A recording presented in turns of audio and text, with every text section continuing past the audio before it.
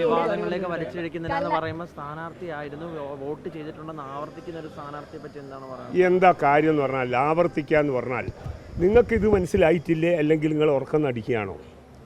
2024 Lok Sabha election നടന്നിട്ടുണ്ട്, 2021 നിയമസഭാ election നടന്നിട്ടുണ്ട്. അയാൾ അതിൽ വോട്ട് ചെയ്തിട്ടുണ്ടാവും. അയാൾക്ക് അല്ലെങ്കിൽ കോൺഗ്രസ്സിന് തിരിയാഞ്ഞിട്ടാണോ? അത് കേന്ദ്ര തെരഞ്ഞെടുപ്പ് കമ്മീഷനാണ്. ആ വോട്ടർ പട്ടിക വേറെയാണ്. ഇത് സംസ്ഥാന തെരഞ്ഞെടുപ്പ് കമ്മീഷന് കീഴിലുള്ള ത്രിതല പഞ്ചായത്തിൻ്റെ വോട്ടർ പട്ടികയാണ്. വോട്ട് ചെയ്ത് എന്ന് പറഞ്ഞു കഴിഞ്ഞാൽ, ഞാൻ പറഞ്ഞല്ലോ 2020 ഇയാൾ വോട്ട് ചെയ്തിട്ടുണ്ടെങ്കിൽ അത് കള്ള വോട്ടായിരിക്കും, പരിശോധിക്കണമെന്ന് ഞാൻ പറഞ്ഞു.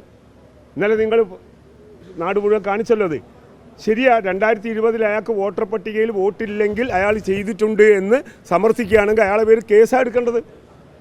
അയാൾ 2024-21 വോട്ട് ചെയ്തിട്ടുണ്ടാവും. ആ വോട്ടർ പട്ടിക വേറെയാണ്. 20 പട്ടിക നിങ്ങൾക്ക് വേണോ? 20 പട്ടികയുടെ കോപ്പി വേണോ നിങ്ങൾക്ക്? അല്ല, ഞാൻ ചോദിക്കുക, നിങ്ങൾക്ക് എന്തിനാ വേണ്ടത്? ഇപ്പോൾ 20 പട്ടികയുടെ കോപ്പി വേണോ? ആയിക്കോട്ടെ, അതിനെപ്പറ്റിയൊന്നും ഞാൻ അത് കോൺഗ്രസ്സിന് അവകാശപ്പെട്ടതാണ്. ഏത് സ്ഥാനാർത്ഥി ഇറക്കിയാലും, ഏത് സർപ്രൈസ് സ്ഥാനാർത്ഥി ഇറക്കിയാലും അതിന് നേരിടാൻ കഴിയുന്ന ഉജ്ജ്വലനായിട്ടുള്ള സ്ഥാനാർത്ഥിയാണ് ഞങ്ങളെല്ലാ സ്ഥാനാർത്ഥികളും.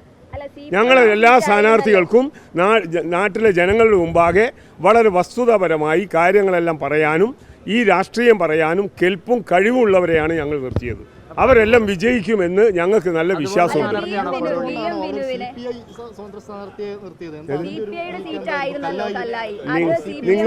ഞങ്ങൾ CPIക്ക് കൊടുത്ത സീറ്റാണ്. CPI സ്വതന്ത്ര സ്ഥാനാർത്ഥിയെ നിർത്തും. ചിലപ്പം കോർപ്പറേഷനിലൊക്കെ ഇന്നും ഇന്നലെയും തുടങ്ങിയതല്ല, പണ്ട് മുതലേ ഇവിടുത്തെ മേയർമാർ തന്നെ, രാഷ്ട്രീയത്തിന് അതീതമായ മേയർമാർ ഭരിച്ച കോർപ്പറേഷനാണ് ഈ കോർപ്പറേഷൻ. അപ്പോൾ ഇവിടെ ഇപ്പം വിനുവിനെ രാഷ്ട്രീയക്കാരനായിട്ടാണോ അവർ രംഗപ്രവേശം ചെയ്തതല്ല.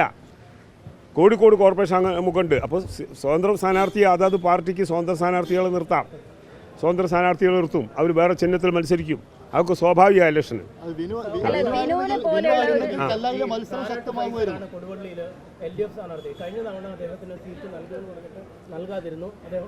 അതിനെ സംബന്ധിച്ചൊന്നും അവിടുത്തെ പാർട്ടി കമ്മിറ്റികളെല്ലാം തീരുമാനിക്കുന്ന ഒരു കാര്യമാണ്. അത് സംബന്ധിച്ച് എനിക്ക് അഭിപ്രായങ്ങളൊന്നും പറയാനില്ല.